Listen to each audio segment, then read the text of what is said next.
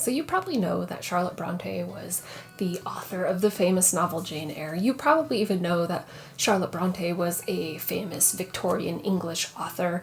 But here are 6 things you might not know about her. Did you know Charlotte Bronte was missing teeth?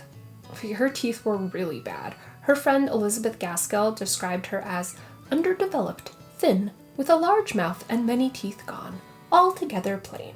So when Bronte published Jane Eyre and it took off, she got money.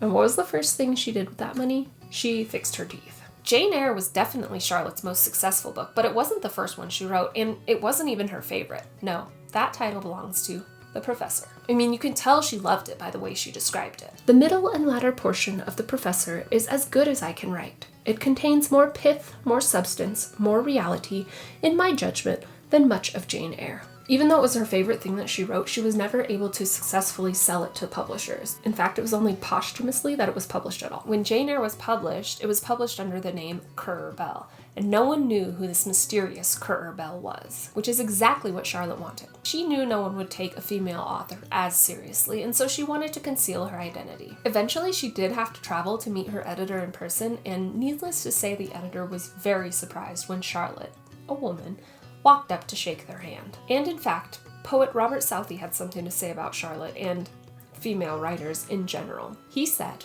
in a letter to Charlotte, 10 years before Jane Eyre was published, Charlotte had written to Robert Southey with a bunch of her poetry because she respected him. He was a renowned poet at the time, and she wanted his opinion on her writing. And he responded by saying, "Literature cannot be the business of a woman's life, and it ought not to be. The more she is engaged in her proper duties, the less leisure will she have for it, even as an accomplishment and a recreation. To those duties you have not yet been called, and when you are, you will be less eager for celebrity. You will not seek in imagination for excitement."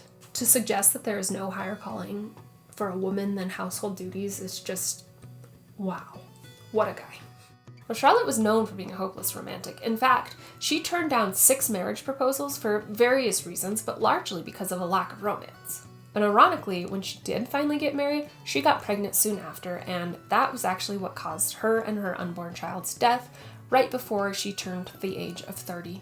Her death certificate says that the cause was tuberculosis, but biographers have refuted this, and they actually believe that the cause was probably malnourishment and dehydration due to severe morning sickness. So, if she had just denied one more marriage proposal, she might have lived another 20, 30, 40 years. One of the coolest things left from Bronte were these tiny little books. One Christmas, her brother Branwell received a box of toy soldiers from their father.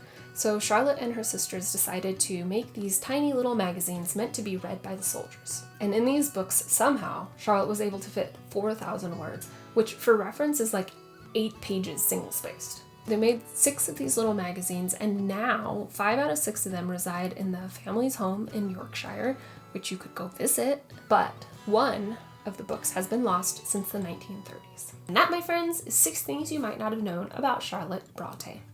Peace out! Just kidding.